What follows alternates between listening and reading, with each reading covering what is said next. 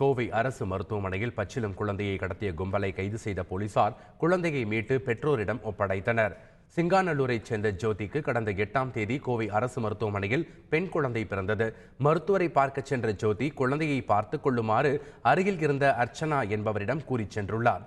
திரும்ப வந்து பார்த்தபோது அர்ச்சனாவும் குழந்தையும் மாயமானதை கண்டு அவர் அதிர்ச்சி அடைந்தார். நர்ஸ் வந்து பேர் சொல்லி கூப்பிடுறாங்கன்னு சொல்லிட்டு போனுங்க.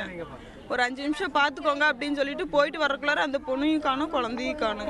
என்ன கலர் போட்டுருங்க? ரெட் கலர் நைட்டிங்க. அதோட பேர் என்ன சொல்லுச்சு? அர்ச்சனான்னு சொல்லிச்சுங்க அந்த பொண்ணோட பேரு.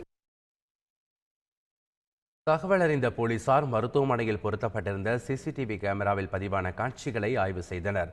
இதில் 3 பெண்கள் உள்பட 5 பேர் வாடகை கார் ஒன்றில் குழந்தையுடன் தப்பிச் செல்லும் காட்சிகள் பதிவாகியிருந்தது.